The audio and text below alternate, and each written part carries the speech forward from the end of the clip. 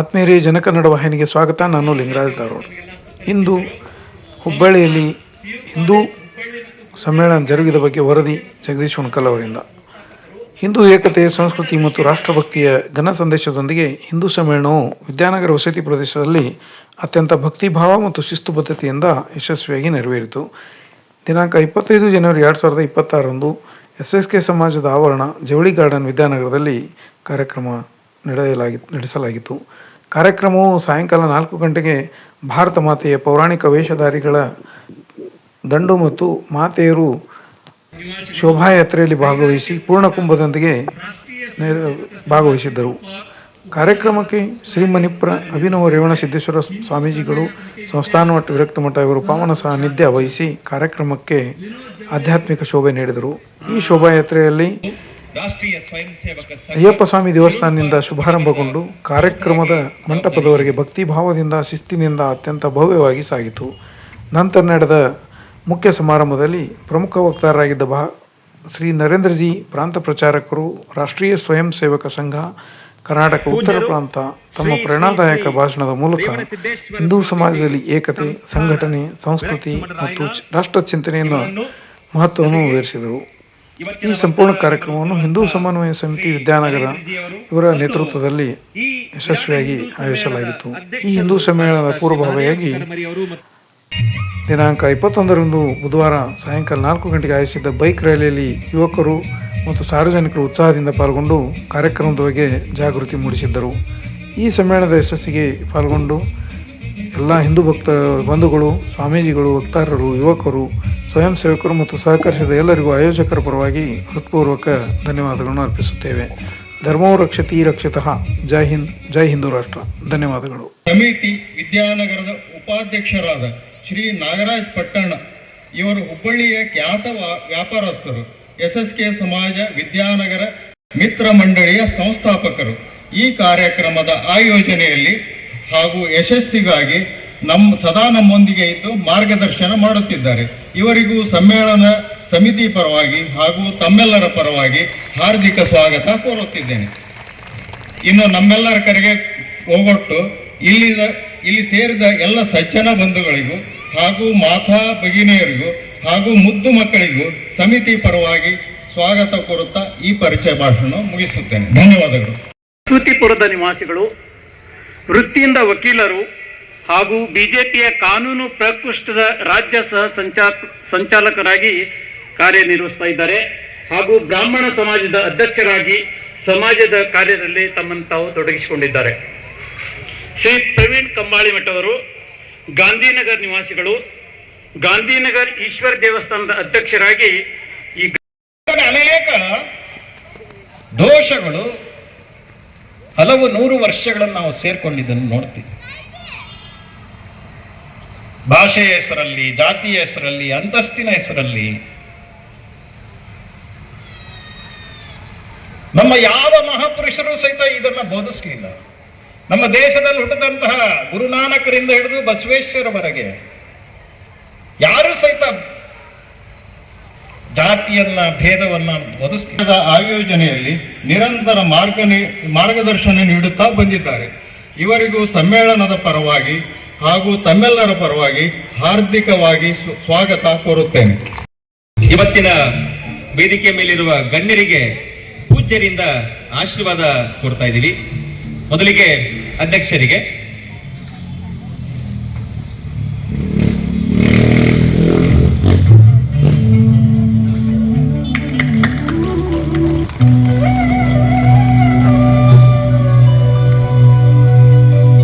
ಈಗ ಉಪಾಧ್ಯಕ್ಷರಿಗೆ ಆಶೀರ್ವಾದ ಮಾಡಬೇಕಾಗಿ ಕೋರಿಕೆ.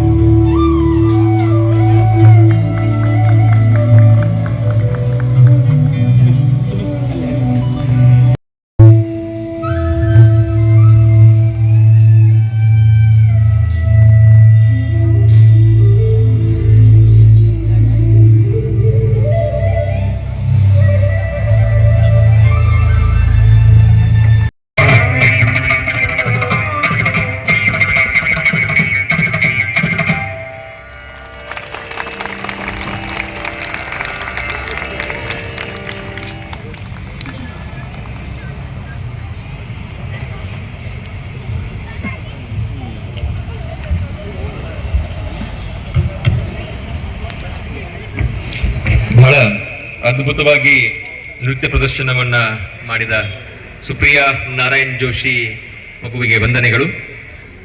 ಬಂಧುಗಳೇ, ಈಗಷ್ಟೇ ನಮ್ಮ ಮಧ್ಯದಲ್ಲಿ ನಮ್ಮ ಇನ್ನೊಬ್ಬ ಹಿರಿಯರು ಆದಂಥ ನಮ್ಮೆಲ್ಲರ ಈ ವಿಧಾನಸಭಾ ಕ್ಷೇತ್ರದ ದಕ್ಷಿಣ ವಿಧಾನಸಭಾ ಕ್ಷೇತ್ರದ ಶಾಸಕರು ಆದಂತ ಶ್ರೀ ಮಹೇಶ್ ತೆಂಗಿನಕಾಯಿ ಅವರು ಈಗಷ್ಟೇ ಬಂದಿದ್ದಾರೆ.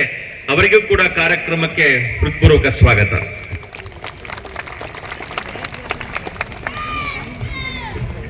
ಜೈ ಜೈ ಶ್ರೀರಾಮ್. ಈ ಇಂಥ ಒಂದು ಸಮ್ಮೇಳನ ಸಭೆಗಳಲ್ಲಿ ವಕ್ತಾರರಿಗೆ ಮತ್ತು ಸ್ವಾಮೀಜಿಗಳಿಗೆ ಅಥವಾ ಮುಖ್ಯ ಭಾಷಣಕಾರರಿಗೆ ಯಾವಾಗಲೂ ನನ್ನ ಕೈ ಜೋಡಿಸಿ ನಮ್ರ ವಿನಂತಿ ಇರ್ತದೆ. ಏನಪ್ಪಾ ಅಂತಂದ್ರೆ, ದಯಮಾಡಿ ಈ ಧರ್ಮ ಹಿಂಸಾ ತಥೈವಚ ಅನ್ನೋದನ್ನು ದಯಮಾಡಿ ಹೇಳ್ರಿ ಅಂತೇಳಿ. ಈ ಕ್ಷಾತ್ರ ತೇಜವನ್ನ, ನಮ್ಮ ದೇಶದ ಕ್ಷಾತ್ರ ತೇಜವನ್ನ ಮುಂದಿನ ಯುವ ಪೀಳಿಗೆಗೆ ನಾವು ಹೇಳಿಲ್ಲ ಅಂತಂದ್ರೆ ನಾವು ನಮ್ಮ ಕರ್ತವ್ಯದಲ್ಲಿ ಚ್ಯುತಿಯನ್ನು ಮಾಡಿದ್ವಿ ಅಂತಂದು ಅನಿಸ್ತದೆ. ಅಂತಹ ಒಂದು ಸಂಸ್ಕೃತಿಯನ್ನ ನಾವು ಬೆಳೆಸ್ಕೊಳ್ಳೋಣ ಅಂತ. ಬಂಧುಗಳೇ, ನಮ್ಮ ಇವತ್ತಿನ ಒಂದು ಶೋಭಾಯಾತ್ರೆ ಆಗಲಿ, ಈ ಒಂದು ಸಮ್ಮೇಳನ, ಇವು ನಮಗ ಮುಂದಿನ ಪೀಳಿಗೆಗೆ ಒಂದು ದಾರಿದೀಪ ಆಗ್ತಾವ, ಸಮಾಜವನ್ನು ಬೆಳೆದೆಬ್ಬಿಸುವಲ್ಲಿ ನೆರವಾಗ್ತಾವ ಅಂತಂದು ಹೇಳಿ ನಾನು ನನ್ನ 2 ಮಾತುಗಳನ್ನು ಹೇಳ್ತೇನೆ. ಮತ್ತು ಈ ಒಂದು ಕಾರ್ಯ ಇಲ್ಲಿಗೆ ಮುಗಿದಿಲ್ಲ, ಇದು ಇವತ್ತು ಶುರುವಾಗಿದೆ ಅಂತ ತಿಳ್ಕೊಳ್ಳೋಣ ಅಂತ. ಇದನ್ನು ನಾವು ನಿರಂತರವಾಗಿ ಅವ್ಯಾಹತವಾಗಿ ನಡೆಸ್ಕೊಂಡು ಹೋಗೋಣ ಅಂತ. ಈ ದೇಶ, ಧರ್ಮ, ಸಂಸ್ಕೃತಿಯನ್ನ ಯಾವಾಗಲೂ ಮೇಲೆ ಎತ್ತುವ ಕೆಲಸವನ್ನು ಮಾಡೋಣ. ಜೈ ಹಿಂದ್, ಜೈ ಭಾರತ್ ಮಾತಾ ಕಿ ಜೈ. ಪ್ರಮುಖರಾಗಿ ಕೆಲಸವನ್ನ ಮಾಡ್ತಾ ಇದ್ದಾರೆ. ಹಾಗೆ ಶ್ರೀ ರತ್ನಾಕರ್ ಶೆಟ್ಟಿ, ಅಕ್ಷಯ ಕಾಲನಿ ನಿವಾಸಿಗಳು, ಕರಾವಳಿ ಕೇಟರರ್ಸ್ನ ಮಾಲೀಕರು, ಹುಬ್ಬಳ್ಳಿ ಧಾರವಾಡ ಕೇಟರರ್ಸ್ ಅಸೋಸಿಯೇಷನ್ನ ಕಾರ್ಯದರ್ಶಿಗಳಾಗಿ ಇವರು ಕಾರ್ಯವನ್ನು ನಿರ್ವಹಿಸ್ತಾ ಇದ್ದಾರೆ.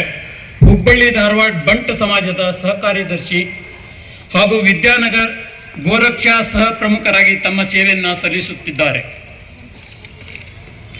ಹಾಗೂ ಇನ್ನೊಬ್ಬರು ವಿವೇಕ್ ಮುಕಾಶಿ ಅಂತ, ಅಕ್ಷಯ ಕಾಲನಿ ನಿವಾಸಿಗಳು, ರಾಜೇಶ್ವರ್ ಪ್ರಾಪರ್ಟೀಸ್ ಹೆಸರಿನ ಬಿಲ್ಡರ್ಸ್ ಮತ್ತು ಡೆವಲಪ್ಸ್ನ ಸಂಸ್ಥಾಪಕರು, ವಿಶ್ವ ಹಿಂದೂ ಪರಿಷತ್ನ ಹುಬ್ಬಳ್ಳಿ ಮಹಾನಗರದ ವಿಶೇಷ ಸಂಪರ್ಕ ಪ್ರಮುಖರಾಗಿ ಕಾರ್ಯನಿರ್ವಹಿಸ್ತಾ ಇದ್ದಾರೆ. ಶ್ರೀ ಸತೀಶ್ ಮುಲ್ವಿ ಅಂತ, ಭಾಗ್ಯಲಕ್ಷ್ಮಿ ನಗರದ ನಿವಾಸಿಗಳು, ಕೃಷಿಕರು ಹಾಗೂ ವಿಘ್ನರಾಜ ಸಮೂಹ ಸಂಸ್ಥೆಯ ಮಾಲೀಕರು, ಜೈಂಟ್ಸ್ ಕ್ಲಬ್ ಹುಬ್ಳಿಯ ವಿದ್ಯಾಕಾಶಿ ಸಮೂಹದ ಅಧ್ಯಕ್ಷರಾಗಿ ಅವರು ಕಾರ್ಯವನ್ನು ನಿರ್ವಹಿಸ್ತಾ ಇದ್ದಾರೆ.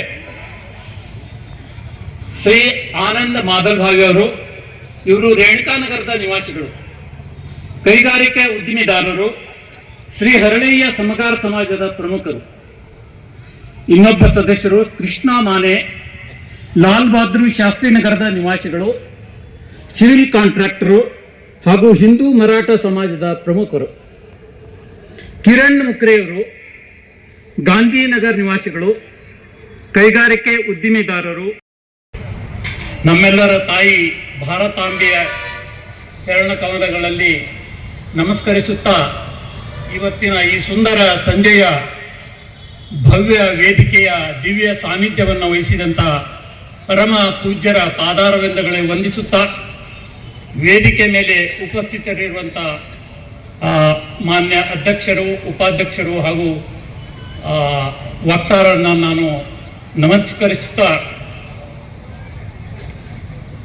ಇವತ್ತಿನ ಈ ಒಂದು ವಿರಾಟ ಸಮ್ಮೇಳನ ಆಯೋಜನೆ ಮಾಡುವ ಮುಂಚೆ 14/12/2005 ಒಂದು ಸಮ್ಮೇಳನ ಸಮಿತಿಯನ್ನು ರಚಿಸಲಾಯಿತು. ಅದಕ್ಕೆ ನಮ್ಮ ಮಹಾದೇವ್ ಕರ್ಮರಿ ಅವರು ಅಧ್ಯಕ್ಷರಾಗಿದ್ದಾರೆ. ಹಾಗೂ ಈ ಸಮಿತಿಯ ಉಪಾಧ್ಯಕ್ಷರಾಗಿ ನಾಗರಾಜ್ ಪಟ್ಟಣ್ ಅವರು ಅವರು ಅಧಿಕಾರವನ್ನು ವಹಿಸಿಕೊಂಡ್ರು. ಈಗಾಗಲೇ ವೇದಿಕೆ ಮೇಲೆ ಇರುವಂಥ ಅಧ್ಯಕ್ಷರು ಮತ್ತು ಉಪಾಧ್ಯಕ್ಷರ ಪರಿಚಯ ಈಗಾಗಲೇ ನಮ್ಮ ಸ್ನೇಹಿತರು ನೀಡಿದ್ದಾರೆ. ನಾನು ಈ ಸಮಿತಿಯ ಇನ್ನುಳಿದ ಸದಸ್ಯರ ಬಗ್ಗೆ ಒಂದು ಸಂಕ್ಷಿಪ್ತ ಮಾಹಿತಿಯನ್ನು ಸಂಕ್ಷಿಪ್ತ ಪರಿಚಯವನ್ನು ತಮ್ಮ ಮುಂದೆ ಇಡಲಿಕ್ಕೆ ಬಯಸ್ತೇನೆ. ಮೊದಲನೇದಾಗಿ ಸಹೋದರಿ ಶ್ರೀಮತಿ ಅಕ್ಕಮ್ಮ ಹೆಗಡೆ, ಅಕ್ಷಯ ಕಾಲನಿ ನಿವಾಸಿಗಳು, ಸೆಂಟ್ರಲ್ ವಾರ್ಡ್ 73 ಮಹಿಳಾ ಮೋರ್ಚಾ ಅಧ್ಯಕ್ಷರು ಹಾಗೂ ಅಕ್ಷಯ್ ಕಾಲನಿ ಉಪಾಧ್ಯಕ್ಷರಾಗಿ ಅವರು ಕಾರ್ಯವನ್ನು ನಿರ್ವಹಿಸ್ತಾ ಇದ್ದಾರೆ. ಎರಡನೇದಾಗಿ ಸಹೋದರಿ ಶ್ರೀಮತಿ ಅನಿತಾ ಬಿರಾದಾರ್, ಶ್ರೇಯಾನಗರ್ ನಿವಾಸಿಗಳು, ಸಾಮಾಜಿಕ ಕಾರ್ಯಕರ್ತೆ, ಮನೆ ಪಾಠ ಹಾಗೂ ಬಡ ಮಕ್ಕಳಿಗೆ ಉಚಿತ ಶಿಕ್ಷಣ ನೀಡುತ್ತಾ ಬಂದಿದ್ದಾರೆ. ಹಾಗೂ ಶ್ರೇಯಾನಗರ ಮಹಿಳಾ ಮಂಡಳಿಯ ಅಧ್ಯಕ್ಷರಾಗಿ ಪ್ರಸಕ್ತ ಕಾರ್ಯನಿರ್ವಹಿಸ್ತಾ ಇದ್ದಾರೆ. ಎಲ್ಲರಿಗೂ ಈ ಶುಭ ಸಂಜೆಯ ನಮಸ್ಕಾರಗಳು. ಇಂದು ಬಹಳ ಪುಣ್ಯ ಪರ್ವ, ರಥಸಪ್ತಮಿಯ ದಿವಸ. ರಥಸಪ್ತಮಿಯ ಎಲ್ಲರಿಗೂ ಶುಭವನ್ನು ಕೊಡಲಿ ಅಂಥೇಳಿ ಆ ಸೂರ್ಯದೇವನಲ್ಲಿ ಪ್ರಾರ್ಥಿಸ್ತೇನೆ. ನಾಳೆ 77ನೇ ಗಣರಾಜ್ಯೋತ್ಸವ ದಿವಸ.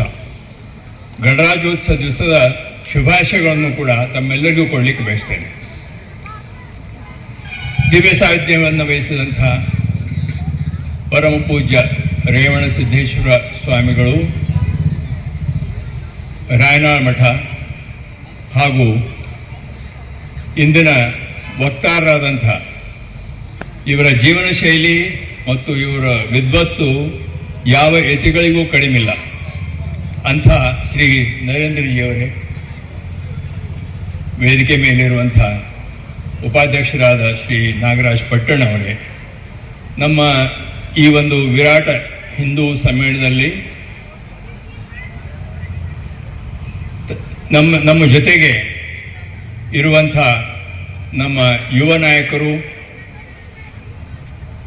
ಶಾಸಕರು ಆದಂತಹ ಶ್ರೀ ಮಹೇಶ್ ತೆಂಗಿನಕಾಯಿ ಅವರೇ, ಮಾಜಿ ಮಹಾಪೌರರಾದ ಶ್ರೀಮತಿ ವೀಣಾ ಭರದ್ವಾಡ್ ಅವರೇ, ಶಿಕ್ಷಣ ಕ್ಷೇತ್ರದಲ್ಲಿ ಸಾಧನೆ ಮಾಡಿದಂಥ ರವಿ ದಂಡಿನವರೇ, ನಾಯಕರಾದಂಥ ಲಿಂಗರಾಜ್ ಪಾಟೀಲ್ ಅವರೇ, ಮತ್ತು ನಮ್ಮ ಈ ಸಮ್ಮೇಳನವನ್ನು ಯಶಸ್ವಿಯಾಗಿ ಅಹರ್ನಿಶಿ ದುಡಿದು ಮಾಡ್ತಾ ಇರುವಂಥ ಎಲ್ಲ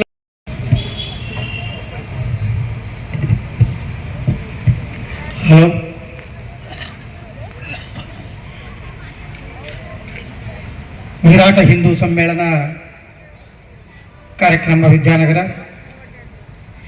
ಈ ಒಂದು ಪವಿತ್ರವಾದ ಕಾರ್ಯಕ್ರಮದ ದಿವ್ಯ ಸಾನ್ನಿಧ್ಯವನ್ನು ವಹಿಸಿಕೊಟ್ಟಿರುವಂತಹ ಪರಮ ಪೂಜ್ಯ ಸ್ವಾಮೀಜಿಯವರ ಪಾದಕ್ಕೆ ನಮಸ್ಕರಿಸಿ,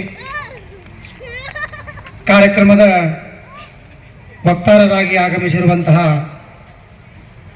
ಶ್ರೀಯುತ ನರೇಂದ್ರಜಿಯವರೇ, ಕಾರ್ಯಕ್ರಮದ ಅಧ್ಯಕ್ಷರಾದ ಹಿರಿಯರಾದ ಕರ್ಮರಿಸರವರೇ, ಕಾರ್ಯಕ್ರಮದಲ್ಲಿ ಉಪಸ್ಥಿತರಿರ್ತಕ್ಕಂಥ ಈ ಭಾಗದ ಜನಪ್ರಿಯ ಶಾಸಕರು ಮಹೇಶಣ್ಣ ಟಗೀನ್ಕಾಯಿ ಅವರೇ, ಮುಖಂಡರಾದ ಲಿಂಗರಾಜ್ ಪಾಟೀಲ್ ಸರ್ ಅವರೇ, ರವಿ ದಂಡಿನ್ ಸರ್ ಅವರೇ, ಹಾಗೂ ಅನೇಕ ಸಮಾಜದ ಪ್ರಮುಖರೇ ಹಾಗೂ ಮಹಿಳಾ ತಾಯಂದಿರೇ, ತಮಗೆಲ್ಲರಿಗೂ ಸಹಿತ ಈ ಒಂದು ವಿರಾಟ ಸಮ್ಮೇಳನ ಕಾರ್ಯಕ್ರಮದ ಹಾರ್ದಿಕ ಶುಭಾಶಯನ್ನ ಹೇಳ್ತಾ ಒಂದೆರಡು ಮಾತುಗಳನ್ನು ಹೇಳಲಿಕ್ಕೆ ಇಷ್ಟಪಡ್ತೇನೆ.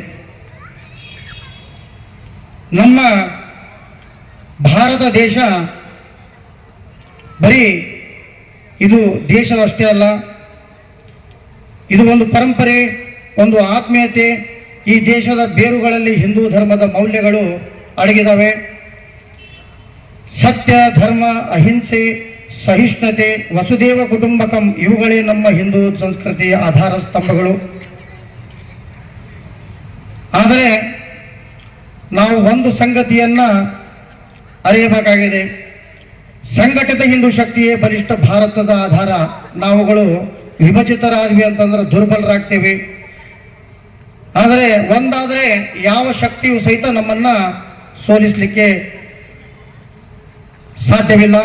ನಾವು ಅಷ್ಟು ಬಲಿಷ್ಠರಾಗ್ತೇವೆ. ಇದರ ಕಾರಣ ಏನಂತಂದ್ರೆ ನಮ್ಮೊಳಗಿನ ಸಾಕಷ್ಟು ಸಮಾಜಗಳು ನಾವು ಬೇರೆ ಬೇರೆದಾಗಿದ್ದೇವೆ. ನಾವು ಅದು ಮೊದಲ ಮನಸ್ಸಿನೊಳಗಿನ ತೆಗಿಬೇಕು. ನಮ್ಮ ಸಮಾಜ ಇದು, ನಾವು ಈ ಸಮಾಜಕ್ಕಷ್ಟೇ ಸೀಮಿತರಾಗಿರುವಂಥವ್ರು, ನಾವು ಆ ಸಮಾಜಕ್ಕೆ ಯಾಕೆ ಕೈ ಜೋಡಿಸ್ಬೇಕನ್ನುವಂಥ ಭಾವನೆ ಕೆಲವೊಂದು ನಮ್ಮಲ್ಲಿ ಇದ್ದಾವೆ. ದಯವಿಟ್ಟು ಇಲ್ಲಿ ಬಂದಂಥ ಎಲ್ಲ ನನ್ನ ಹಿಂದೂ ಸಮಾಜದ ಬಂಧುಗಳಲ್ಲಿ ನಾನು ವಿಶೇಷವಾಗಿ ವಿನಂತಿಸಿಕೊಳ್ತೇನೆ. ನಾವೆಲ್ಲ ಹಿಂದೂಗಳು, ನಾವೆಲ್ಲ ಒಂದು. ನಾವು ಯಾರು ಇದ್ರೊಳಗೆ ಬೇರೆ ಅಲ್ಲ.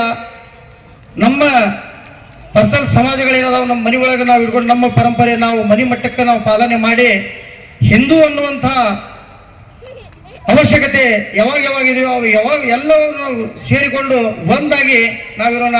ನಿಮ್ಮ ಜಾತಿ ಯಾವುದು ಅಂತಂದ್ರೆ ಮೊದಲು ನಾವು ಹಿಂದೂಗಳು ಅಂತ ಹೇಳುವಂಥ ಒಂದು ಕೆಲಸವನ್ನು ನಾವು ಮಾಡೋಣ ಎನ್ನುವಂಥ ಈ ವೇದಿಕೆಯ ಮುಖಾಂತರ ನಾನು ಹೇಳ್ತಾ ನನ್ನ ಎರಡು ಮಾತುಗಳಿಗೆ ನಾನು ಅಲ್ಪ ವಿರಾಮ ಕೊಡ್ತೇನೆ. ಬೋಲೋ ಭಾರತ್ ಮಾತಾಕ್ಕೆ ಧನ್ಯವಾದ. ಗಣ್ಯರ ಸಂಕ್ಷಿಪ್ತ ಪರಿಚಯ ಮಾಡಿಕೊಡುತ್ತೇನೆ. ಈ ಹಿಂದೂ ವಿರಾಟ ಸಮ್ಮೇಳನ ಕಾರ್ಯಕ್ರಮದ ದಿವ್ಯ ಸಾನ್ನಿಧ್ಯ ವಹಿಸಿದ ಶ್ರೀ ಅಭಿನವ ರೇವಣಸಿದ್ದೇಶ್ವರ ಸ್ವಾಮಿಗಳು ಮೈಸೂರು ಜಿಲ್ಲೆ ಹುಣಸೂರು ತಾಲೂಕು ಕೊತ್ತೇಗಾಲ ಗ್ರಾಮದವರು. ಬಾಲ್ಯದಲ್ಲಿ ಆಧ್ಯಾತ್ಮಿಕ ಆಸಕ್ತಿಯ ಫಲವಾಗಿ ಇಂಜಿನಿಯರಿಂಗ್ ವಿದ್ಯಾಭ್ಯಾಸದ ನಂತರ ಋಷಿಕೇಶ್ ಹರಿದ್ವಾರಗಳಲ್ಲಿ ಯೋಗ, ಧ್ಯಾನ, ಮೌನಾನುಷ್ಠಾನ, ಆಯುರ್ವೇದ ಹಾಗೂ ಜ್ಯೋತಿಷ್ಯ ಜ್ಞಾನವನ್ನು ಸಂಪಾದಿಸಿದರು. ಪ್ರತಿಭಾವಂತರಾದ ಪೂಜ್ಯರು ವಿದ್ಯೆ, ವಿನಯ, ಆಚಾರ ವಿಚಾರಗಳ ಸಂಗಮವಾಗಿದ್ದಾರೆ. ಹುಬ್ಬಳ್ಳಿ ಹಾಗೂ ಮುಂಡರಗಿ ಜಗದ್ಗುರುಗಳ ಸಾನ್ನಿಧ್ಯದಲ್ಲಿ ರಾಯನಾಳ ಮಠದ ಉತ್ತರಾಧಿಕಾರಿಗಳಾಗಿ ಶ್ರೀ ಅಭಿನವ ರೇವಣಸಿದ್ಧ ದೇವರಾಗಿರುತ್ತಾರೆ. ಅವರ ದಿವ್ಯ ಸಾನ್ನಿಧ್ಯದಲ್ಲಿ ನಮ್ಮ ಹಿಂದೂ ಸಮ್ಮೇಳನ ನಡೆಯುತ್ತಿರುವುದು ನಮ್ಮ ಸೌಭಾಗ್ಯವೇ ಸರಿ.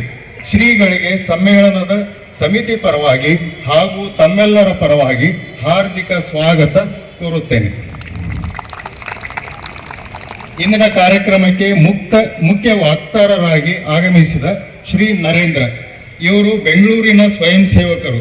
ತಮ್ಮ ಇಂಜಿನಿಯರಿಂಗ್ ಪದವಿ ನಂತರ ರಾಷ್ಟ್ರೀಯ ಸ್ವಯಂ ಸೇವಕ ಸಂಘದ ಪ್ರಚಾರಕರಾಗಿ ಹೊರಟರು. ಕಳೆದ 32 ವರ್ಷಗಳಿಂದ ಹುಬ್ಬಳ್ಳಿ ನಗರ, ಧಾರವಾಡ ವಿಭಾಗ, ಬೆಳಗಾವಿ ವಿಭಾಗ ಹಾಗೂ ಪ್ರಾಂತ ಕಾಲೇಜ್ ವಿದ್ಯಾರ್ಥಿ ಪ್ರಮುಖರು ಹೀಗೆ 10 ಜವಾಬ್ದಾರಿಗಳನ್ನು ನಿರ್ವಹಿಸುತ್ತಾ ಹುಬ್ಬಳ್ಳಿ ಕೇಂದ್ರವಾಗಿರಿಸಿಕೊಂಡು ಕರ್ನಾಟಕ ಉತ್ತರ ಪ್ರಾಂತ ಪ್ರಚಾರಕರಾಗಿ ಜವಾಬ್ದಾರಿ ನಿರ್ವಹಿಸುತ್ತಿದ್ದಾರೆ.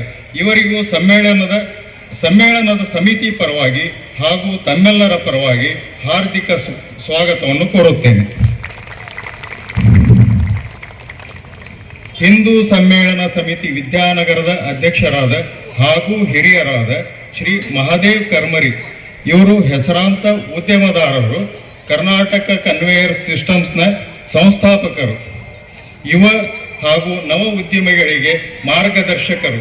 ಇವರು ಹಲವಾರು ರಾಷ್ಟ್ರ ಹಾಗೂ ರಾಜ್ಯ ಪ್ರಶಸ್ತಿಗಳಿಗೆ ಭಾಜನರಾಗಿದ್ದಾರೆ. ವಿಶೇಷವಾಗಿ 1999ರಲ್ಲಿ ರಾಷ್ಟ್ರಪತಿಗಳಿಂದ ಕೊಡಲ್ಪಡುವ ವಿಶಿಷ್ಟ ಚಿಕ್ಕ ಉದ್ಯಮದಾರರ ಪ್ರಶಸ್ತಿಗೆ ಭಾಜನರಾಗಿದ್ದಾರೆ. ಅದೇ ರೀತಿ 2023ರಲ್ಲಿ ಟೈಕಾನ್ ಸಂಸ್ಥೆಯಿಂದ ವಾಣಿಜ್ಯ ರತ್ನ ಪ್ರಶಸ್ತಿ ಹಾಗೂ ರಾಜ್ಯೋತ್ಸವ ಪ್ರಶಸ್ತಿಯನ್ನು ತಮ್ಮದಾಗಿಸಿಕೊಂಡಿದ್ದಾರೆ.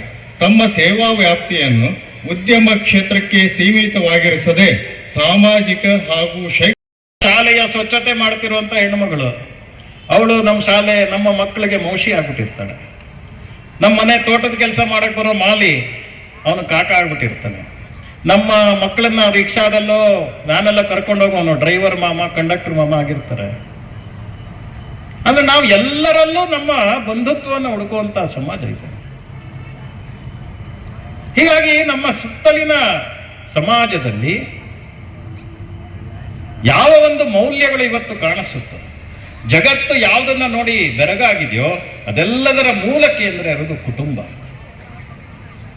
ಸಾವಿರಾರು ವರ್ಷಗಳ ಈ ಆಕ್ರಮಣವನ್ನ ಎದುರಿಸಿ ನಿಲ್ಲೋದಕ್ಕೆ ಮುಖ್ಯವಾದ ಕಾರಣ ಯಾವುದು ಅಂದ್ರೆ ನಮ್ಮ ಕುಟುಂಬ ಅನ್ನುವಂತ ಒಂದು ಸಂಸ್ಥೆ.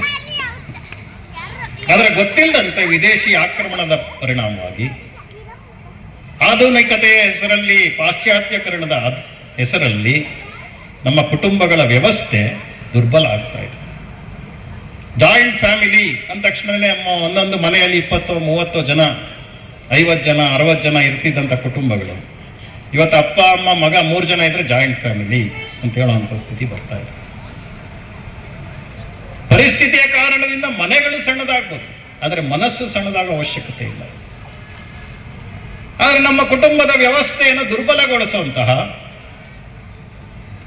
ಅಂತಾರಾಷ್ಟ್ರೀಯ ಶಕ್ತಿಗಳು ನಮ್ಮ ಮನೆಯ ಒಳಗಡೆ ಬಂದು ಕೆಲಸ ಮಾಡ್ತಾನೆ ಇದೆ. ಹೊರಗಡೆಯ ಯುದ್ಧಗಳು ಬೇರೆ ರೀತಿ, ಶಸ್ತ್ರ, ಬಾಂಬು ಇತ್ಯಾದಿ. ಆದರೆ ಸದ್ದಿಲ್ಲದಂತೆ ನಮ್ಮ ಮನೆಯ ಒಳಗಡೆ ನಮ್ಮ ಟಿವಿಯ ಮೂಲಕ, ನಮ್ಮ ಕಂಪ್ಯೂಟರ್ ಮೂಲಕ, ನಮ್ಮ ಮೊಬೈಲಿನ ಮೂಲಕ ನಮ್ಮ ಮನೆಯ ವ್ಯವಸ್ಥೆಯನ್ನು ದುರ್ಬಲ ಮಾಡುವಂತಹ ಶಕ್ತಿಗಳು ನಿರಂತರವಾಗಿ ಕೆಲಸ ಮಾಡುತ್ತೆ. ಈಗಲೂ ನಾನು ಈ ಭಾಷಣ ಮಾಡ್ತಿರ್ಬೇಕಾದ್ರೆ ಇಲ್ಲಿರೋಂಥ ಅನೇಕ ತಾಯಂದರು ದಯವಿಟ್ಟು ತಪ್ಪು ತಿಳ್ಕೊಳ್ಬೇಡಿ. ಈಗ ಈ ಸಮಯಕ್ಕಿಂತ ಧಾರಾವಾಹಿ ಬರ್ತಿತ್ತು, ಇವರೇನು ಭಾಷಣ ಮುಗಿಸ್ತಾರೋ ಇಲ್ಲೋ ಅಂತ ಯೋಚನೆ ಮಾಡ್ತಿರ್ಬೋದು. ಧಾರಾವಾಹಿ ನೋಡೋದು ತಪ್ಪಿಲ್ಲ, ಆದರೆ ತಾವೊಂದ್ಸರಿ ಧಾರಾವಾಹಿಯ ಮೂಲ ಕಥೆಯನ್ನ ಸ್ವಲ್ಪ ಒಳಕ್ಕಿಳಿದು ನೋಡಿ. ಯಾವುದೇ ಧಾರಾವಾಹಿಯ ಮೂಲ ಕಥೆ ಏನು? ಅತ್ತೆ ಸೊಸೆನ ಹೊರಗಾಕೋದು ಹೆಂಗೆ ಅಂತ ಯೋಚನೆ ಮಾಡ್ತಿರ್ತಾಳೆ. ಸೊಸೆ ಅತ್ತೆಗೆ ವಿಷ ಕೊಡೋದು ಹೇಗೆ ಅಂತ ಅವಳು ಯೋಚನೆ ಮಾಡ್ತಿರ್ತಾಳೆ. ಅಣ್ಣ ಅತ್ತಿಗೆ ಸೇರಿ ತಮ್ಮನ ಹೆಂಡ್ತಿನ ಹೆಂಗಾರು ಮಾಡಿ ಆಸ್ತಿ ಕೊಡದಂತೆ ಮೋಸ ಮಾಡಬೇಕು ಅವ್ರು ಪ್ರಯತ್ನ ಮಾಡ್ತಿರ್ತಾರೆ. ತಮ್ಮನ ಹೆಂಡ್ತಿ ಸೇರಿ ಅಣ್ಣ ಅತ್ತಿಗೆಗೆ ಆಸ್ತಿ ಸಿಗದಂಗೆ ಏನ್ ಮಾಡಬೇಕು, ಅದಕ್ಕೆ ಯಾರ್ದೋ ಸಹಾಯ ಪಡ್ಕೊಳ್ತಿರ್ತಾರೆ. ದಿನನಿತ್ಯ ಇದನ್ನೇ ನೋಡ್ತಾ ನೋಡ್ತಾ ನೋಡ್ತಾ ನಮ್ಮ ತಾಯಂದ್ರಿಗೆ ಗೊತ್ತಿಲ್ಲದಂತೆ ನಮ್ಮನೇಲೂ ಹಿಂಗೆ ನಡೆದಿದೆಯೋ ಏನೋ ಅಂತ ಭಾವನೆ ಬರಕ್ ಶುರುವಾಗುತ್ತೆ. ಅದರಿಂದಾಗಿ ಇದ್ದಂತ ಒಂದು ಮನೆ 2 ಆಗುತ್ತೆ, 2 ಮನೆ 4 ಆಗುತ್ತೆ. ಲಾಭ ಯಾರಿಗೆ? ಒಂದು ಮನೆ ಇದ್ದಾಗ 1 ಲಕ್ಷ ಸಾಬೂನ್ ಖರ್ಚಾಗ್ತಿತ್ತು, 4 ಮನೆ ಆದ್ಮೇಲೆ 4 ಲಕ್ಷ ಸಾಬೂನ್ ಸಂಸ್ಕೃತಿ ಇತ್ತು, ಈಜಿಪ್ಟ್ ಸಂಸ್ಕೃತಿ ಇತ್ತು, ಪರ್ಷಿಯನ್ ಸಂಸ್ಕೃತಿ ಇತ್ತು, ಬ್ಯಾಬಿಲೋನಿಯಾ ಇತ್ತು, ಮೆಸೊಪಟೋಮಿಯಾ ಇತ್ತು. ಈ ರೀತಿ ಅನೇಕ ಹೆಸರುಗಳನ್ನು ನಾವು ಕೇಳ್ತೀವಿ. ಆ ಎಲ್ಲ ನಾಗರಿಕತೆಗಳ ಜನ್ಮದಿನಗಳನ್ನು ನಮ್ಮ ಪೂರ್ವಜರೇ ಆಚರಿಸಿದರೆ, ಆ ಎಲ್ಲ ನಾಗರಿಕತೆಗಳು ಅವನತಿ ಹೊಂದಿದಾಗ ಅವುಗಳ ಶ್ರದ್ಧಾಂಜಲಿಯನ್ನು ನಮ್ಮ ಪೂರ್ವಜರೇ ಅರ್ಪಿಸಿದರು. ಆದರೆ ನಮ್ಮ ಈ ಸನಾತನವಾದಂತಹ ಹಿಂದೂ ಸಂಸ್ಕೃತಿ ದಿನದಿಂದ ದಿನಕ್ಕೆ ತನ್ನ ವರ್ಚಸ್ಸನ್ನು ಬೆಳೆಸ್ಕೊಳ್ತಾ, ತನ್ನ ಮೇಲಾದಂಥ ಎಲ್ಲ ಆಕ್ರಮಣಗಳನ್ನ, ಸವಾಲುಗಳನ್ನ ಎದುರಿಸ್ತಾ ಸಹಸ್ರಾರು ವರ್ಷಗಳಿಂದ ಈ ಜಗತ್ತಿನಲ್ಲಿ ಬದುಕಿದೆ. ಹೀಗಾಗಿ 10,000 ವರ್ಷಗಳ ಹಿಂದೆ ಬಂದಂತಹ ವಾಲ್ಮೀಕಿ ಅಕಸ್ಮಾತ್ ಮತ್ತೆ ಹುಬ್ಬಳ್ಳಿಗೆ ಬಂದ್ರು, ಅವ್ರಿಗೆ ರಾಮ, ಲಕ್ಷ್ಮಣ, ಸೀತೆ ಇವರು ಸಿಗ್ತಾರೆ. 5,000 ವರ್ಷಗಳ ಹಿಂದೆ ವೇದಗಳನ್ನ ವಿಂಗಡಣೆ ಮಾಡದಂತ ವೇದವ್ಯಾಸರು ಮತ್ತೆ ಇಲ್ಲಿ ಬಂದ್ರು, ಅವ್ರಿಗೆ ಅರ್ಜುನ, ಭೀಮ ಇವರೆಲ್ಲರೂ ಸಿಗ್ತಾರೆ. ಅಂದ್ರೆ ಇಷ್ಟು ಸಹಸ್ರ ವರ್ಷಗಳಿಂದ ಈ ಸಂಸ್ಕೃತಿಯನ್ನ ನಮ್ಮ ಪೂರ್ವಜರು ತಮ್ಮ ಬಲಿದಾನವನ್ನ ನೀಡ್ತಾ ನಮ್ಮೆಲ್ರಿಗೂ ಸಹಿತ ವಾರಸುದಾರಿಕೆಯನ್ನು ಕೊಟ್ಟೋಗಿದ್ದಾರೆ. ವೇದಿಕೆಯ ಮುಂಭಾಗದಲ್ಲಿ ಕುಳಿತಾಗ ನನಗೆ ವೇದಿಕೆಯ ಮೇಲಿನ ಚಿತ್ರ ನೋಡ್ತಿದ್ದಂಗೆ ಮನಸ್ಸಲ್ಲಿ ಬಂತು ವಿಚಾರ.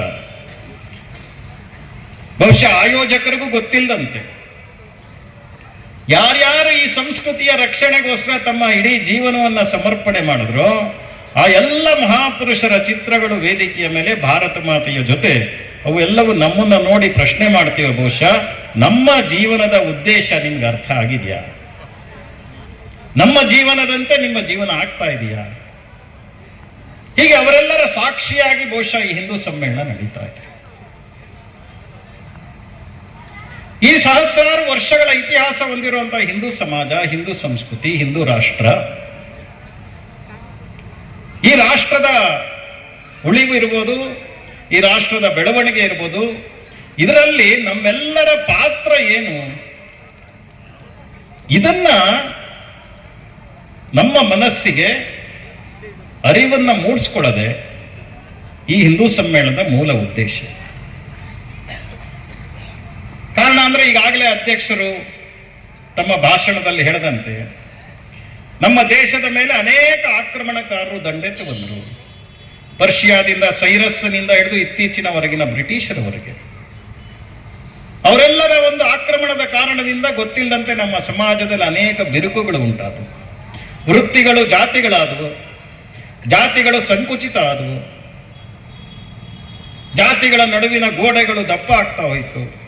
ಅದರ ಪರಿಣಾಮ ನಾನು ಉಚ್ಚ ಜಾತಿಯವನು, ನಾನು ಮೇಲ್ಜಾತಿಯವನು, ಇವನು ಕೀಳು ಜಾತಿಯವನು, ಇವನನ್ನು ಮುಟ್ಟಿಸ್ಕೊಳ್ಬಾರ್ದು, ಇವನನ್ನು ಮನೆಯೊಳಗೆ ಸೇರಿಸ್ಕೊಳ್ಬಾರ್ದು, ಇವನನ್ನು ದೇವಸ್ಥಾನದೊಳಗೆ ಕರ್ಕೊಳ್ಬಾರ್ದು, ಈ ರೀತಿ ಅನೇಕ ಕೆಟ್ಟ ಪದ್ಧತಿಗಳು ನಮ್ಮ ಸಮಾಜದಲ್ಲಿ ತಲೆದೋರಿದ್ದರ ಪರಿಣಾಮವಾಗಿಯೇ ನಾವು ದುರ್ಬಲರಾಗ್ತಾ ಹೋಗ್ತೀವಿ. ಹೇಗೆ ಒಂದು ಮನೆಯ ಎಲ್ಲ ಮಕ್ಕಳು ಒಂದಾಗಿದ್ದಾಗ, ಮನೆಯ ಏಳಿಗೆಗೋಸ್ಕರ ದುಡಿತಿದ್ದಾಗ ಮನೆ ಚಲೋ ರೀತಿಯಲ್ಲಿ ನಡೆಯುತ್ತೋ, ಹಾಗೆ ಒಂದು ದೇಶ ಮತ್ತು ಸಮಾಜವೂ ಸಹಿತ ಆ ಸಮಾಜದ ಒಳಗಿನ ಎಲ್ಲರ ನಡುವೆ ಪರಸ್ಪರ ಬಂಧುತ್ವ ಇದ್ದಾಗ ಆ ಸಮಾಜ ಅದು ಸಮರ್ಥ ಸಮಾಜ ಆಗುತ್ತೆ ಮತ್ತು ದೀರ್ಘಕಾಲ ಬಾಳ್ವಿಕೆಯನ್ನು ನಡೆಸುತ್ತೆ.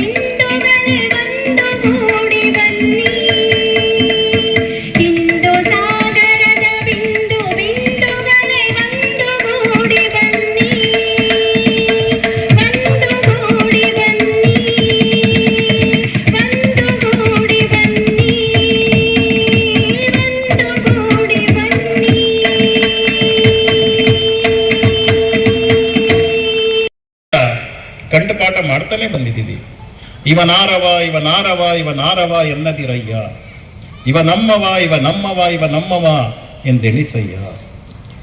ಈ ವಚನ ಗೊತ್ತಿಲ್ಲದೆ ಇರೋಂಥ ವ್ಯಕ್ತಿಗಳು ಯಾರು ಇಲ್ವೇ ಇಲ್ಲ.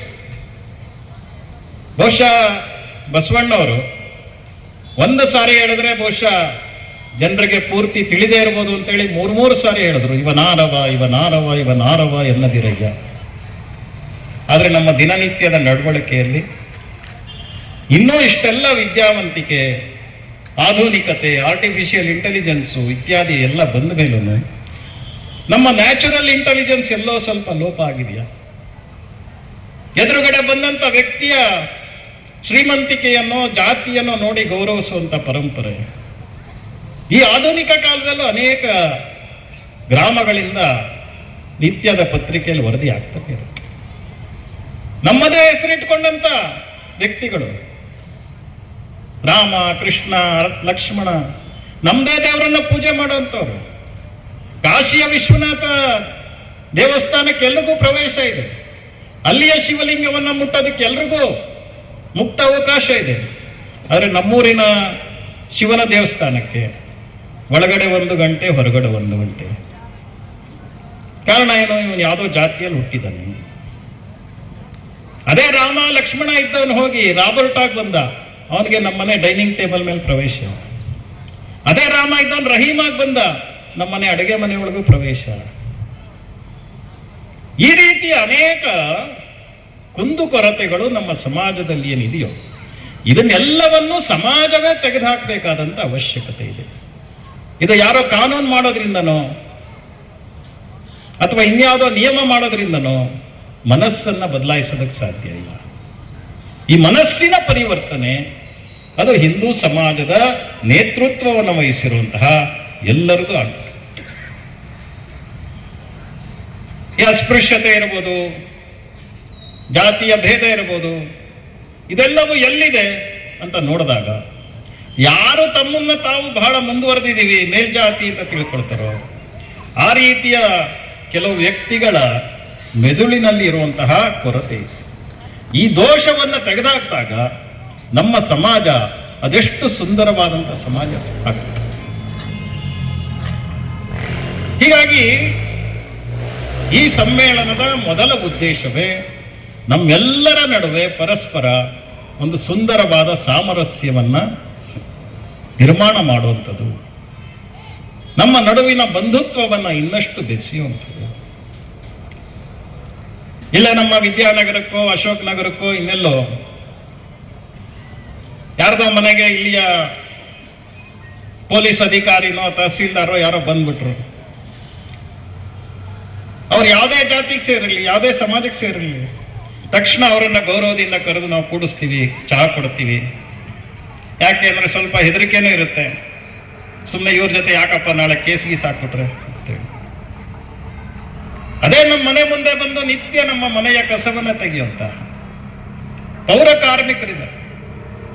ಅವ್ರು ಬರ್ತಿದ್ದಂಗೆ ಕಸದವ್ರು ಬಂದ್ರು ಅಂತ ನಮ್ಮ ಮನೆ ಮಕ್ಕಳು ಹೇಳ್ತಿರ್ತಾರೆ. ಕಸ ಹಾಕೋದು ನಾವು, ಸ್ವಚ್ಛತೆ ಮಾಡೋದು ಅವರು, ಆದ್ರೆ ಅವ್ರಿಗೆ ನಾಮಕರಣ ಕಸದವರು. ಆದ್ರೆ ಆ ರೀತಿ ಕಸವನ್ನ ತೆಗೆದುಹಾಕುವಂತ, ತಮ್ಮ ಮನೆಯ ಮಕ್ಕಳನ್ನ ಬಿಟ್ಟು ನಮ್ಮ ಮನೆಯ ಕಸವನ್ನ ತೆಗೆಯಕ್ಕೆ ಬರುವಂತಹ ಆ ಬಂಧು ಭಗಿನಿಯರಿಗೆ ವರ್ಷದಲ್ಲಿ 1 ಸಾರಿ ಯಾರು ನಮ್ಮ ಮನೆ ಒಳಗೆ ಕೂಡಿಸಿ ಒಂದು ಚಹಾ ಕೊಡುವಂತ ಒಂದು ಯೋಚನೆ, ಚಹಾ ಕುಡಿಯುವಂತ ಭಾಗ್ಯ ಆ ಬಂಧುಗಳಿಗೆ ಸಾಧ್ಯವೇ? ಹೀಗೆ ಸಾಮರಸ್ಯ ಅನ್ನೋದು ಇದು ಕೇವಲ ಭಾಷಣದ ವಿಷಯ ಆಗದೆ ಇದು ಆಚರಣೆಯ ವಿಷಯ ಆಗಬೇಕು. ಈ ಸಮ್ಮೇಳನದ ಮುಖ್ಯ ಉದ್ದೇಶ ಅದೇ ಇರುವುದು. ಉಳಿದೆಲ್ಲ ರೀತಿಯಲ್ಲಿ ನಾವು ಬಹಳ ಮುಂದುವರೆದಿದ್ದೀವಿ. ಸಣ್ಣ ಸಣ್ಣ ಮಕ್ಕಳು ಸಹಿತ ಇವತ್ತು ಟ್ಯಾಬ್, ಕಂಪ್ಯೂಟರ್, ಲ್ಯಾಪ್ಟಾಪ್ ಎಲ್ಲವನ್ನು ಉಪಯೋಗಿಸ್ತಾರೆ. ಆದರೆ ನಮ್ಮ ಶ್ರೀಮಂತವಾದಂತಹ ನಡವಳಿಕೆ ಇದನ್ನ ಮತ್ತೆ ಪ್ರತಿಷ್ಠಾಪನೆ ಮಾಡೋದು ಈ ಸಮ್ಮೇಳನದ ಉದ್ದೇಶ. ಇಲ್ಲಿ ಬಹಳ ದೊಡ್ಡ ಸಂಖ್ಯೆಯಲ್ಲಿ ತಾಯಂದ್ರು ಬಂದು ಕೂತಿದ್ದೀವಿ. ನೋಡಿದಾಗ ಬಹಳ ಆನಂದ ಆಯಿತು. ಕಾರಣ ಅಂದ್ರೆ ಒಬ್ಬ ತಾಯಿ ಮನಸ್ಸು ಮಾಡಿದ್ರೆ ಒಂದು ಇಡೀ ಮನೆಯನ್ನ ಬದಲಾಯಿಸಬಹುದು. ಇಡೀ ಜಗತ್ತಿಗೆ ಬಹುಶಃ ವಸುದೈವ ಕುಟುಂಬಕಂ ಅನ್ನುವಂಥ ಘೋಷಣೆಯನ್ನು ಕೊಡುವಂತಹ ನೈತಿಕವಾದ ಅಧಿಕಾರ ಯಾರಿಗಾರು ಇದ್ರೆ ಅದು ಭಾರತಕ್ಕೆ ಮಾತ್ರನೇ. ಉಳಿದವ್ರು ಯಾರಿಗೂ ಇಷ್ಟು ದೊಡ್ಡ ಕಲ್ಪನೆ ಮಾಡ್ಕೊಳ್ಳೋಕ್ಕೂ ಸಾಧ್ಯ ಇಲ್ಲ. ನಮ್ಮ ದಿನನಿತ್ಯದ ಜೀವನದಲ್ಲೇ ನಾವು ನೋಡ್ತಿರ್ತೀವಿ. ಬೋಲೋ ಭಾರತ್ ಮಾತಾ ಕಿ ವಂದೇ. ಈ ವಿರಾಟ ಹಿಂದೂ ಸಮ್ಮೇಳನದ ವೇದಿಕೆಯ ಮೇಲೆ ಹಿಂದೂ ಸನಾತನ ಸಂಸ್ಕೃತಿಯ ಪ್ರತಿನಿಧಿಗಳಾಗಿ ವಿರಾಜಮಾನರಾಗಿರುವಂತಹ ಪರಮ ಪೂಜ್ಯ ಸ್ವಾಮೀಜಿಯವರ ಚರಣಾರವಿಂದಗಳಲ್ಲಿ ನಮಸ್ಕಾರವನ್ನು ಮಾಡ್ತಾ, ಹುಬ್ಬಳ್ಳಿಯ ಹಿಂದೂ ಸಮಾಜಕ್ಕೆ ಸಮರ್ಥ ನೇತೃತ್ವವನ್ನು ಕೊಡ್ತಾ ಹಿಂದೂ ಸಮಾಜದ ಎಲ್ಲ ಸಂಕಟದ ಸಮಯಗಳಲ್ಲಿ, ಆನಂದದ ಸಮಯದಲ್ಲಿ ತಮ್ಮನ್ನ ತಾವು ತೊಡಗಿಸ್ಕೊಳ್ತಿರುವಂತಹ ನಮ್ಮೆಲ್ರಿಗೂ ಹಿರಿಯರು ಆಗಿರುವಂತಹ ಸನ್ಮಾನ್ಯ ಶ್ರೀ ಮಹಾದೇವ್ ಕರ್ಮದಿ ಅವರೇ, ಈ ಸಮಿತಿಯ ಉಪಾಧ್ಯಕ್ಷರಾಗಿರುವಂತಹ ಸನ್ಮಾನ್ಯ ಶ್ರೀ ನಾಗರಾಜ್ ಪಟ್ಟಣ್ಣವರೇ, ವೇದಿಕೆಯ ಮುಂಭಾಗದಲ್ಲಿ ಆಸೀನರಾಗಿರುವಂತಹ ಎಲ್ಲ ಶ್ರದ್ಧೇಯ ತಾಯಂದಿರೇ, ಈ ಭಾಗದ ಎಲ್ಲ ಗಣ್ಯರೇ, ಹಿಂದೂ ಅಭಿಮಾನಿ ಸಜ್ಜನ ಬಂಧುಗಳೇ, ಆತ್ಮೀಯ ತರುಣ ಮಿತ್ರರೇ, ಈಗಾಗಲೇ ಶ್ರೀಯುತ ಅಖಿಲ್ ಹಲ್ಗತ್ತಿಯವರು ಕಾರ್ಯಕ್ರಮ ಇನ್ನೂ ಎಷ್ಟು ಸಮಯ ನಡೆಯೋದಿದೆ ಅಂತ ತಿಳಿಸಿದ್ದಾರೆ. ಹೀಗಾಗಿ ತಮ್ಮ ಸಹನೆಯ ಪರೀಕ್ಷೆಯನ್ನು ನಾನೇನು ಮಾಡೋದಿಲ್ಲ. ಕಾರಣ ಅಂದರೆ ಅನೇಕ ತಾಸುಗಳ ಮೊದಲೇ ತಾಯಂದರು ನಮ್ಮ ಮನೆಗಳನ್ನು ಬಿಟ್ಟು ಬಂದಿದ್ದೀವಿ. ಆದರೆ ಈ ಹಿಂದೂ ಸಮ್ಮೇಳನದ ಉದ್ದೇಶ ಏನು, ಇದು ನಮಗೆಲ್ರಿಗೂ ಸ್ಪಷ್ಟ ಆದರೆ ಬಹುಶಃ ಈ ಸಮ್ಮೇಳನದ ಸಾರ್ಥಕತೆ ಅಂತ ನನಗನ್ಸುತ್ತೆ. ಹಿಂದೂ ಸಮ್ಮೇಳನದ ಉದ್ದೇಶವೇ ಇವತ್ತು ತಾವೇನು ಇಲ್ಲಿ ಸೇರಿದಿರಿ ಅದೇನೆ. ನಾವೆಲ್ಲ ಹಿಂದೂ, ನಾವೆಲ್ಲ ಒಂದು, ನಾವೆಲ್ಲ ಬಂಧು. ಇದು ಇಲ್ಲಿರುವಂತ ಎಲ್ರಿಗೂ ಸಹಿತ ಮನಸ್ಸಲ್ಲಿ ಇದ್ದೇ ಇದೆ. ಇಲ್ಲಿ ಬರದೇ ಇರುವಂತ ಎಲ್ಲ ಬಂಧುಗಳ ಮನಸ್ಸಲ್ಲೂ ಇದ್ದೇ ಇದೆ. ಆದ್ರೆ ಆಗಾಗ ಇದನ್ನ ನೆನಪು ಮಾಡ್ಕೊಳ್ಳೋಕ್ಕೋಸ್ಕರ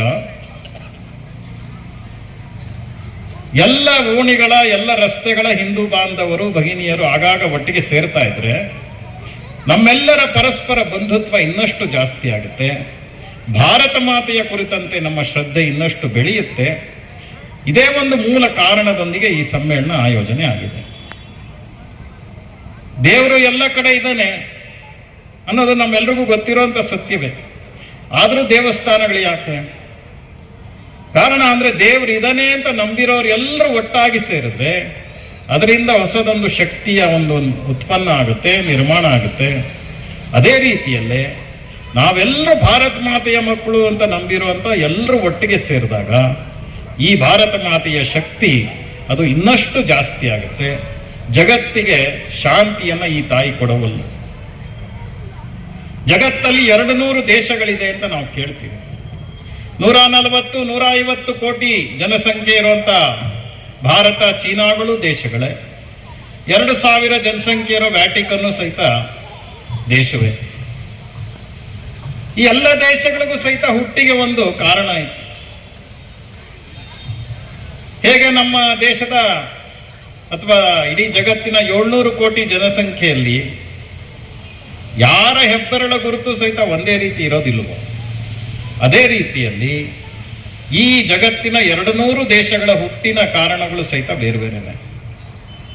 ವಿಶೇಷವಾಗಿ ಪಾಶ್ಚಾತ್ಯ ದೇಶಗಳ ನಿರ್ಮಾಣ ಅದು ರಾಜಕೀಯ ಕಾರಣಗಳಿಗೋಸ್ಕರ, ಸೈನ್ಯದ ಬಲದ ಪ್ರದರ್ಶನಕ್ಕೋಸ್ಕರ ಆದಂತ ರಾಷ್ಟ್ರಗಳವೆಲ್ಲ. ಆದ್ರೆ ಭಾರತದ ನಿರ್ಮಾಣ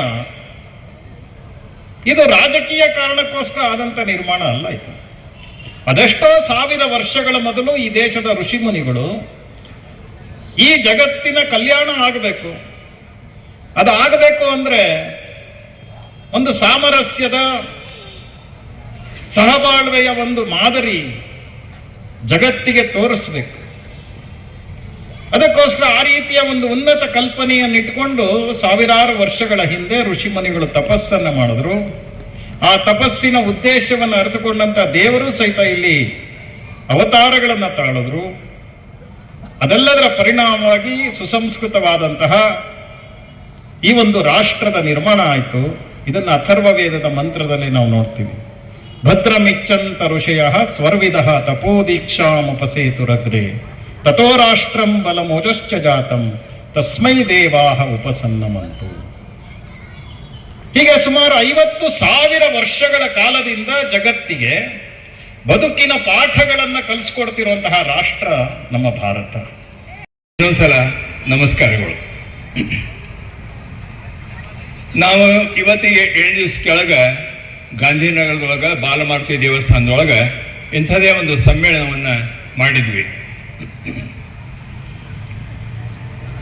ಅವತ್ತ ಸಹಿತ ಸಾಕಷ್ಟು ಸಂಖ್ಯೆಯಲ್ಲಿ ನಮ್ಮ ದೇಶ ಪ್ರೇಮ ಮತ್ತು ಧರ್ಮ ಪ್ರೇಮವನ್ನು ಮೆರೆದಂಥ ಸಾಕಷ್ಟು ಬಂಧು ಬಾಂಧವರು ಅವತ್ತು ಸಮ್ಮಿಳಿತರಾಗಿದ್ವಿ. ಅದು ಕೂಡ ಸಾಕಷ್ಟು ಯಶಸ್ಸನ್ನು ಕಂಡಿತು.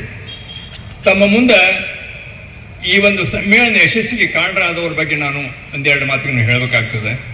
ನಾವು 2 ತಿಂಗಳ ಕೆಳಗ ಧರ್ಮಸಿರಿಯೊಳಗೆ ಎಲ್ಲರೂ ಕೂಡಿದ್ರು.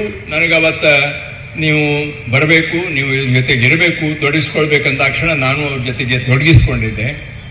ಅವತ್ತಿನ ಸಮ್ಮೇಳನದಲ್ಲಿ ಅವರು ಸಾಕಷ್ಟು ತಮ್ಮ ಕಾರ್ಯಗಳನ್ನು ಮತ್ತು ಮಾಡೋ ವಿಧಾನಗಳನ್ನು, ಅದಕ್ಕೆ ಬೇಕಾಗುವಂತಹ ಸಂಪನ್ಮೂಲಗಳ ಬಗ್ಗೆ ಸಾಕಷ್ಟು ಮಾತಾಡಿದರು. ನಾವಾಗ ಅವ್ರಿಗೊಂದು ಪ್ರಶ್ನೆ ಕೇಳಿದೆ, ಇಷ್ಟೆಲ್ಲ ಮಾಡ್ಬೇಕಂತೀರಿ, ರೊಕ್ಕ ಎಲ್ಲಿಂದ ಬರ್ತದ ಅಂತ ಹೇಳಿ. ಯಾಕಂದ್ರೆ ಸ್ವಲ್ಪ ಕೇಶದ ಬಗ್ಗೆ ಕಾಳಜಿ ಮಾಡ್ಬೇಕಾಗ್ತದೆ. ಅದ್ರ ಸಲ ಕೇಳಿದಾಗ ಅವ್ರಂದ್ರು, ಇಲ್ರಿ ಅದ್ರ ಬಗ್ಗೆ ನೀವು ತಲೆ ಕೆಡಿಸ್ಕೋಬೇಡ್ರಿ, ನಮ್ಮ ಸಮಾಜದೊಳಗೆ ಕೊಡುಗೆ ದೊರೆಗಳು ಬಹಳ ಇದ್ದಾರೆ, ಅವರೆಲ್ಲರೂ ನಮಗೆ ಯಾವುದಕ್ಕೂ ತುಟಾಗ್ರತೆ ಆಗ್ದಂಗೆ ಮಾಡ್ತಾರ ಅಂತನ್ನುವಂಥ ಒಂದು ಭರವಸೆಯನ್ನು ಕೊಟ್ಟರು. ಅದಕ್ಕೋಸ್ಕರ ಇವತ್ತು ತಾವೆಲ್ಲ ಇಲ್ಲಿ ನೋಡ್ತಾ ಇದ್ದೀರಿ ಎಷ್ಟು ವಿಜೃಂಭಣೆಯಿಂದ ಇದನ್ನು ನಾವು ಮಾಡ್ತಾ ಇದ್ದಾರೆ ಅಂತಂದು ಹೇಳಿ ಅವ್ರಿಗೊಂದು ದೊಡ್ಡ ಚಪ್ಪಾಳೆ. ಎರಡನೇದಾಗಿ ನಾವು ಹೋದ್ಸಲನೂ ನಾವು ಬಾಲಮಾರುತಿ ದೇವಸ್ಥಾನದೊಳಗೆ ನಾನು ಹೇಳಿದ್ದೆ, ಇದಕ್ಕೆ ಮೆರಗನ್ನು ಕೊಟ್ಟವರು ಮಾತೆಯರು.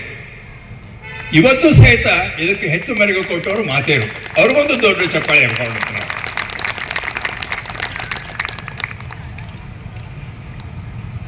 ಬಂಧುಗಳೇ, ಈ ಒಂದು ಸಮ್ಮೇಳನವನ್ನ ಮಾಡಬೇಕು ಅನ್ನುವಂತಹ ಮೂಲ ಉದ್ದೇಶ ಸಮಾಜವನ್ನ ಜಾಗೃತಗೊಳಿಸಬೇಕು ಅಂತಂದು ಹೇಳಿ ಒಂದು ಮೂಲ ಉದ್ದೇಶ. ಅದಕ್ಕೋಸ್ಕರ ಇವತ್ತು ಈ ಒಂದು ಸಮ್ಮೇಳನ ಮಾಡ್ತಾ ಇದ್ದೇವೆ. ಇವತ್ತು ನನಗನ್ಸಂಗಂತ ಹುಬ್ಬಳ್ಳಿಯೊಳಗನೆ 7-8 ಕಡೆ ಇಂಥ ಒಂದು ಸಮ್ಮೇಳನಗಳಾಗ್ಯಾವ. ನಮ್ಮ ಶಾಸಕರು ನನಗೆ ಇದೇ ಹೇಳಿದ್ರು, ಈಗ ಒಂದು 4 ಕಡೆ ಹೋಗಿ ಬಂದೇನೆ, ಇನ್ನೊಂದು 4 ಕಡೆ ಹೋಗ್ಬೇಕಂತಂದು ಹೇಳಿ. ಸಮಾಜ ಜಾಗೃತ ಆಗ್ತದೆ ಅಂತ ಹೇಳಿ ಇದಕ್ಕಿಂತ ಹೆಚ್ಚಿನ ನಿದರ್ಶನ ಬೇಕಾಗಲಿಕ್ಕಿಲ್ಲ. ಇದನ್ನು ಹೇಳುವಾಗ ನನಗೆ ಒಂದೆರಡು ಇತಿಹಾಸದ ಪುಟಗಳನ್ನ ತಿರುಗಿ ಹಾಕಬೇಕು ಅಂತಂದು ಹೇಳಿ ಅನಿಸ್ತದೆ. ನಾನು ಯಾವಾಗ ಹುಟ್ಟಿದೆ ಅನ್ನೋ ಇಸ್ವಿ ನೆನಪಿರ್ಲಿಕ್ಕಿಲ್ಲ. ಆದ್ರೆ ಒಂದು ಮಾತ್ರ ಇತಿಹಾಸದ ಒಂದು ಕರಾಳ ಇಸ್ವಿ ನನ್ನ ನೆನಪದ.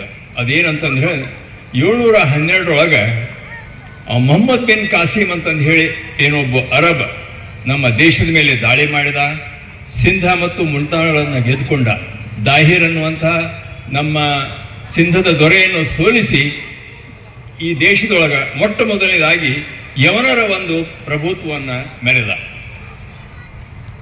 ಆ ಒಂದು ಸಂದರ್ಭ ನನಗೆ ಮರೆಯಲಿಕ್ಕೆ ಆಗೋದಿಲ್ಲ.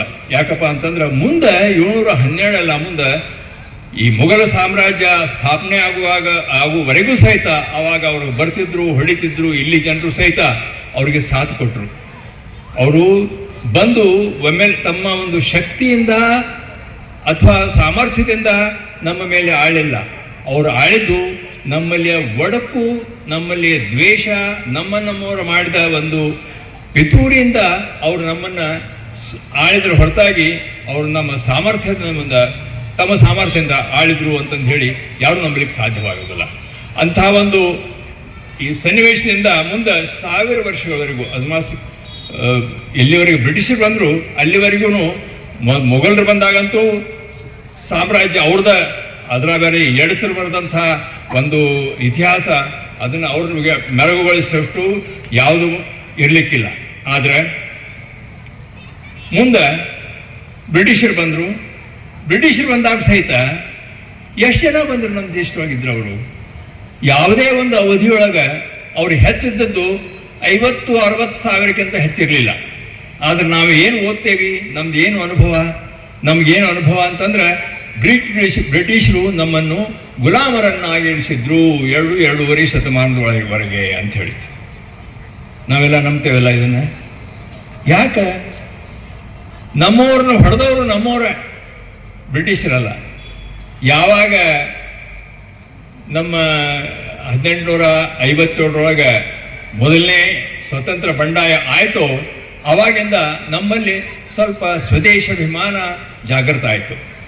ಸ್ವದೇಶಾಭಿಮಾನ ಜೊತೆಗೆ ನಾನು ರಾಷ್ಟ್ರ ಪ್ರೇಮ ಮತ್ತು ಸ್ವಧರ್ಮ ಪ್ರೇಮವನ್ನು ಸಹಿತ ಜೋಡಿಸಲಿಕ್ಕೆ ಬಯಸ್ತೀನಿ. ಕಾರಣ ಏನಂತಂದ್ರೆ ನಮ್ಮ ದೇಶದೊಳಗೆ ನಮ್ಮ ರಾಷ್ಟ್ರ ಪ್ರೇಮ ಮತ್ತು ನಮ್ಮ ಧರ್ಮ ಪ್ರೇಮ ಎರಡೂ ಸಮ್ಮಿಳಿತವಾಗ್ಯಾವ.